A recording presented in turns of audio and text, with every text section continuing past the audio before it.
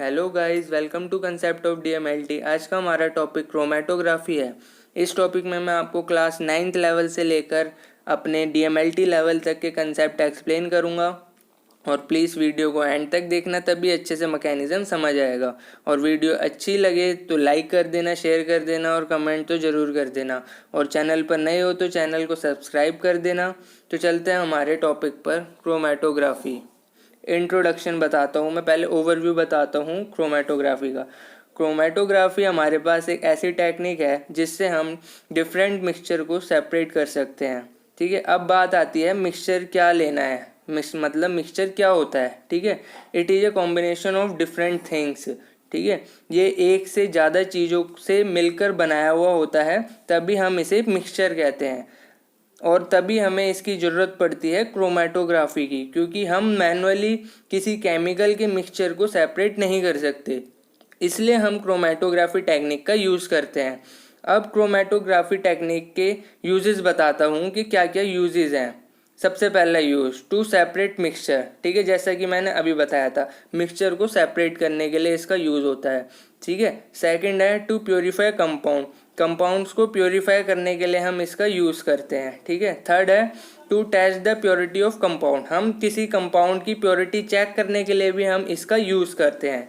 ठीक है, अब इसके दो फेज होते हैं। ठीक है, जिसकी हेल्प से पूरा मैकेनिज्म चलता है। ठीक है, पहला है स्टेशनरी फेज। इस पूरे एक्सपेरिमेंट में जो चीज़ आपको रुकी हुई मिलेगी वो हमारा है स्टेशनरी फेस। ठीक है, क्रोमेटोग्राफी के अंदर मोस्टली स्टेशनरी फेस आपको पेपर ही मिलेगा। ये जनरली सॉलिड होगा और कभी कभी लिक्विड में भी मिलेगा। ठीक है, मीन्स ये बस सॉलिड और लिक्विड फॉर्म में ही यूज़ होता है। और दूसरा फेज है हमारे पास मोबाइल फेज। इस पूरे एक्सपेरिमेंट में जो चीज़ आपको मूव होती हुई दिखाई देगी, ठीक है, वो होगा हमारा मोबाइल फेस। ये जनरली लिक्विड और गैस फॉर्म में यूज़ होता है, क्योंकि सिर्फ लिक्विड और गैस ही मूवेबल होती हैं। ठीक है, अब सॉलिड तो मूव होगा नहीं, इसलिए हम यूज़ भी नहीं करते उसे। ठीक है, इसमें हम वाटर या कोई भी अनदर सॉल्वेंट यूज़ कर लेते हैं। अब टोटल कंक्लूजन क्या निकलता है हमारे पास, एक्सपेरिमेंट में जनरली तीन चीज़ें होंगी। पहला है स्टेशनरी फेज, दूसरा है मोबाइल फेज जो सारा काम करेगा, स्टेशनरी फेज जिस पे काम होगा, और थर्ड है हमारा सैंपल। ठीक है, जो हम स्टेशनरी फेस पर लगाएंगे। अब मोस्ट कॉमन सैंपल ले लो, एग्जांपल में आप इंक ले लो। चलो, अब हमने ब्लैक कलर की इंक ली है। अब वो इंक कौन कौन से कलर से मिलकर बनी है, वो सारे कलर हमें पता चल जाएंगे। ठीक है, हर एक कलर की एक अलग अलग स्पीड होगी। अब स्पीड जो होगी अलग अलग, वो दूरियां भी अलग अलग तय करेंगे, जिसकी वजह से हम डिफरेंट कलर अलग अलग सेपरेट हमें मिल जाते हैं। ठीक है, हमारे स्टेशनरी फेस पर जैसा कि आपको दिख रहा होगा इमेज में देखो आप, जैसा कि आपको दिख रहा होगा इमेज में, अलग अलग कलर अलग अलग जगह सेपरेट हो चुके हैं। और उन्हें सेपरेट कौन करता है, हमारा मोबाइल फेस। ठीक है, इस पिक्चर में मोबाइल फेस क्या है, हमारा वाटर है। वाटर क्या करता है, धीरे धीरे कैपिलरी एक्शन से ऊपर आता है। ठीक है, स्टेशनरी फेस पर, और सैंपल को सेपरेट कर देता है। ये काफ़ी लंबा प्रोसेस होता है, कैपिलरी एक्शन से पानी ऊपर आने में काफ़ी टाइम लेता है। अब बहुत से बच्चों को कैपिलरी एक्शन नहीं पता होगा, तो इसे मैं एक एग्जांपल से समझा देता हूँ। जैसा आप सभी ने अपने घरों में कभी ना कभी सीलन तो देखी होगी, जो दीवालों पर आती है। दीवालों पर जो सीलन आ जाती है उसकी बात कर रहा हूँ मैं यहाँ पे। ठीक है, वो कैसे आती है, जब नीचे दीवार के आसपास पानी होता है और पानी से पूरी दीवार गीली हो जाती है, उसे कैपिलरी एक्शन कहते हैं। यहाँ पर दीवार कैपिलरी एक्शन की वजह से गीली होती है। ठीक है, आई होप यहाँ तक आप सब लोगों को समझ आ गया होगा। अब देखते हैं इसकी एप्लीकेशंस को। अब ये टेक्निक किस किस चीज़ों पर डिपेंड करती है, मॉलिक्यूल्स को सेपरेट करने के लिए मिक्सचर से। तो पहला है साइज पर। ठीक है, सबके मॉलिक्यूल्स का साइज अलग अलग होता है, तो सेपरेट भी अलग अलग हो जाएंगे। ठीक है, दूसरी चीज़ है मास पर। सबका मास अलग अलग होगा तो सेपरेट भी अलग अलग हो जाएंगे। ठीक है, तीसरी चीज़ है शेप पर। Shape of different compounds of a molecules are different so that they can separate with each other. ठीक है, फोर्थ है सॉल्युबिलिटी पर। सॉल्युबिलिटी पर भी डिपेंड करता है कौन सा मॉलिक्यूल कितना सॉल्युबल है वाटर में, ठीक है। थर्ड है चार्ज पर, चार्ज पर भी डिपेंड करेगा, आगे बताऊंगा आपको, ठीक है। सिक्स्थ है एडजॉर्प्शन, एडजॉर्प्शन पर भी डिपेंड करेगा, ये भी मैं आगे बताऊंगा आपको। चलते हैं नेक्स्ट स्लाइड पर। मैकेनिज्म ऑफ क्रोमेटोग्राफी, ठीक है। अब पढ़ते हैं मैकेनिज्म ऑफ क्रोमेटोग्राफी। अब ये ध्यान से समझ लेना क्योंकि इस पर ही सारे टाइप एक्सप्लेन करूंगा मैं, ठीक है। पहला टाइप था इसका मैकेनिज्म एडजॉर्प्शन क्रोमेटोग्राफी, ठीक है। मैकेनिज्म ऑफ क्रोमेटोग्राफी, ठीक है। क्रोमेटोग्राफी इन 4 मेन मैकेनिज्म पर डिपेंड करती है, ठीक है। तो पहला मैकेनिज्म है एडजॉर्प्शन, दूसरा है पार्टीशन, तीसरा है आयन एक्सचेंज एंड चौथा है जेल फिल्ट्रेशन क्रोमेटोग्राफी, ठीक है। क्रोमेटोग्राफी टेक्निक इनके ऊपर टोटली डिपेंड है, तो इनको समझना काफ़ी इंपॉर्टेंट है हमारे लिए। तो सबसे पहले समझते हैं एडजॉर्प्शन क्रोमेटोग्राफी के मैकेनिज्म को। Adsorption chromatography. अब सबसे पहले एडजॉर्प्शन क्या होता है और एब्जॉर्प्शन और एडजॉर्प्शन में क्या अंतर होता है, पहले ये समझ लो, ठीक है। इसे भी मैं एक एग्जांपल देके समझाऊंगा। अब एक कॉटन के कपड़े को हम पानी से भरी हुई बाल्टी में डुबाते हैं तो क्या होता है, जनरली पानी कपड़े के अंदर एब्जॉर्ब हो जाता है, ठीक है। वहाँ हम एक टर्म यूज़ करते हैं एब्जॉर्ब हो जाता है, ठीक है। मतलब पानी कपड़े के अंदर चला गया, तो क्या हुआ, पानी कपड़े में एब्जॉर्ब हो गया, ओके। अब एक और एग्जांपल देता हूँ मैं, ठीक है। जब हम डस्टर से ब्लैक बोर्ड को रब करते हैं तो चॉक पाउडर जो होता है वो डस्टर पर चिपक जाता है, ठीक है। अब इस कंडीशन को बोलते हैं हम एडजॉर्प्शन। इसमें चीज़ एब्जॉर्ब नहीं हुई बल्कि चीज़ सरफेस के ऊपर चिपकी हुई होती है, ठीक है।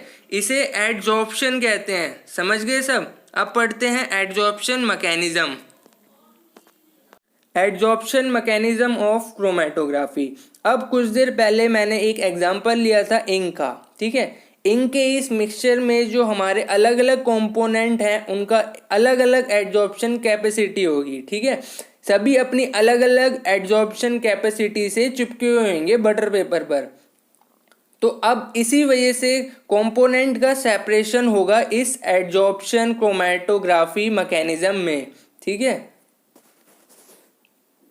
अब इसकी स्पीड भी एडजॉर्प्शन पर डिपेंड करती है, ठीक है। जो ज़्यादा मजबूती से चिपका हुआ है वो कम दूरी तक जाएगा और जो कम मजबूती से चिपका हुआ है वो दूर तक जाएगा कलर, ठीक है। इस फिनोमिना से सेपरेशन होगा कलर का। तो अब चलते हैं अपने पार्टीशन क्रोमेटोग्राफी पर। Partition chromatography. अब पार्टीशन क्रोमेटोग्राफी में एक इम्पॉर्टेंट चीज़ चेंज हो गई, ठीक है, जो था हमारा स्टेशनरी फेस। पिछले एडजॉर्प्शन क्रोमेटोग्राफी के मैकेनिज्म में हमारा जो स्टेशनरी फेस था वो था हमारा सॉलिड, ठीक है। अब हम यहाँ पर लिक्विड स्टेशनरी फेस यूज़ कर रहे हैं, ठीक है, और मोबाइल फेस तो लिक्विड ही रहेगा। अब लिक्विड लिक्विड, ठीक है, फेस यूज कर रहे हैं हम इस कंडीशन के अंदर। अब बात आती है कि हम स्टेशनरी फेस को लिक्विड फेस में कैसे यूज कर सकते हैं, क्योंकि हमें तो पेपर चाहिए होता है, ठीक है, वो तो सॉलिड होता है, ठीक है। इसमें भी हम पेपर ही यूज करेंगे सेपरेशन के लिए, बस वो पेपर गीला होगा, वाटर के मॉलिक्यूल से कोटेड होगा, इसलिए हम यहाँ पर लिक्विड स्टेशनरी फेस बोल रहे हैं, ठीक है। और बाकी की कहानी बिल्कुल सेम है एडजॉर्प्शन क्रोमेटोग्राफी की तरह। इसमें भी पेपर पर स्पॉट लगाना है इंक का और वाटर में डिप कर देना है, ठीक है, और सेपरेशन हो जाएगा इंक का। डिफरेंट कंपोनेंट सेपरेट हो जाएंगे इंक के पेपर के ऊपर, ठीक है। बिल्कुल सेम मैकेनिज्म है एडजॉर्प्शन क्रोमेटोग्राफी की तरह। तो चलते हैं अपने नेक्स्ट मैकेनिज्म पर, आयन एक्सचेंज क्रोमेटोग्राफी पर। Ion exchange chromatography. अब इसे ध्यान से समझना, ठीक है। आयन एक्सचेंज, अब नाम से ही पता चल रहा है कि इसमें आयन एक्सचेंज होंगे, ठीक है। अब पहले आयन समझ लो, आयन्स क्या होते हैं। आयन्स हमारे पास दो टाइप के हैं, पॉजिटिव चार्ज और नेगेटिव चार्ज, ठीक है। अब जो पॉजिटिव चार्ज आयन होंगे वो नेगेटिव चार्ज आयन्स को अट्रैक्ट करेंगे और जो नेगेटिव चार्ज आयन्स होते हैं वो पॉजिटिव चार्ज आयन्स को अट्रैक्ट करते हैं, ठीक है। अब इस क्रोमेटोग्राफी में ना हमें स्टेशनरी फेस को आयन से कोटेड करना होता है, ठीक है। या तो पॉजिटिव चार्ज का हो स्टेशनरी फेस या तो नेगेटिव चार्ज का हो, ठीक है। डिसाइड हमारा सैंपल करता है यहाँ पे, ठीक है। अब सैंपल हमारा नेगेटिव चार्ज होगा तो स्टेशनरी फेस पॉजिटिव लेना होगा, और अगर पॉजिटिव चार्ज हुआ तो हमें स्टेशनरी फेस नेगेटिव लेना होगा, ठीक है।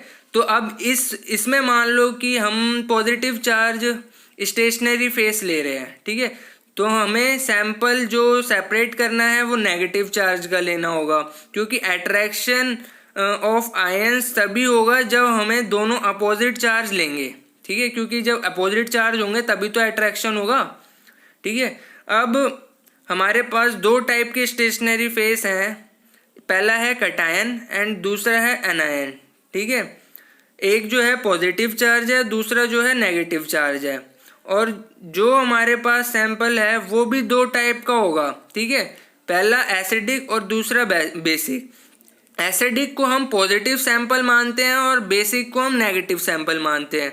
तो इस क्रोमेटोग्राफी में बस हमें यही ध्यान रखना है कि जो हमारा सैंपल है वो कौन सा बिहेवियर शो कर रहा है, एसिडिक या बेसिक, या तो वो और हमें ये देखना है वो कौन से नेचर का है, ठीक है। उसी हिसाब से हमें स्टेशनरी फेस डिसाइड करना है अपना, ठीक है। अब बात करते हैं जेल फिल्ट्रेशन क्रोमेटोग्राफी की। जेल फिल्ट्रेशन क्रोमेटोग्राफी, अब बात करते हैं जेल फिल्ट्रेशन क्रोमेटोग्राफी की। अब ये क्रोमेटोग्राफी वर्क करती है on the basis of size, इसलिए इस क्रोमेटोग्राफी को हम साइज एक्सक्लूजन क्रोमेटोग्राफी भी बोलते हैं। अब इस क्रोमेटोग्राफी में हम सैंपल को हम साइज के बेसिस पर डिस्टिंग्विश करते हैं, ठीक है। सैंपल हमने सैंपल पहले भी डाई लिया था, डाई को माना था, ठीक है। अब यहाँ पर भी हम डाई को मान रहे हैं। अब जो डाई का मिक्सचर है उसमें अलग अलग कंपोनेंट अलग अलग साइज के होंगे, ठीक है। यहाँ तक समझ आ गई बात। अब मैं बताता हूँ, यहाँ पर हमारा जो स्टेशनरी फेस है वो है जेल, ठीक है। ये जो जेल पोरस बीड से बना होता है और ये बहुत पोरस होता है, ठीक है। पोरस का मतलब क्या होता है, इसके अंदर बहुत छोटे छोटे छेद होंगे, ठीक है। अब बताता हूँ उसका मैकेनिज्म, ये काम कैसे करता है। मान लो हमारे पास सैंपल है, उसमें दो टाइप्स के मॉलिक्यूल हैं, ठीक है। एक बिल्कुल छोटा है और एक थोड़ा सा बड़ा है, ठीक है, क्योंकि दो मॉलिक्यूल्स हैं, अब साइज तो चेंज करना ही है हमें। एक छोटा ले लो एक बड़ा ले लो। अब जो छोटा वाला मॉलिक्यूल है वो इस पोरस बीड्स के छोटे छोटे छेदों में फंस जाएगा, और जो बड़ा वाला मॉलिक्यूल है वो कहीं नहीं फंसेगा, वो सॉल्यूशन में एज इट इज घूमता रहता है। अब क्या करना है, अब हमें मोबाइल फेस बीकर के ऊपर से डालना है विद कंटिन्यूस प्रेशर के साथ, ठीक है। अब क्या होगा, अब जो बड़े बड़े मॉलिक्यूल फ्रीली घूम रहे हैं वो बाहर निकल जाएंगे धीरे धीरे, ठीक है। फिर हम उन्हें एक अलग बीकर में सेपरेट कर लेंगे। फिर जो फंसे हुए छोटे छोटे मॉलिक्यूल्स हैं ना वो भी धीरे धीरे बाहर निकलते जाएंगे, ठीक है, उन्हें भी सेपरेट कर लेना है। ऐसे ये टेक्निक वर्क करती है। तो ये थी हमारा मैकेनिज्म जिस पर हमारी पूरी क्रोमेटोग्राफी टेक्निक वर्क करती है। अब नेक्स्ट वीडियो में मैं इसके मोड डिस्कस करूँगा। इसके 6 मोड्स हैं क्रोमेटोग्राफी टेक्निक के, ये भी काफ़ी इम्पोर्टेंट हैं, तो वो मैं अपनी नेक्स्ट वीडियो में डिस्क्राइब करूँगा, ठीक है। आई होप आज की वीडियो आपको समझ आई होगी। वीडियो अच्छी लगे तो प्लीज़ लाइक कर देना, शेयर कर देना, और चैनल पर नए हो तो सब्सक्राइब कर देना। Thank you.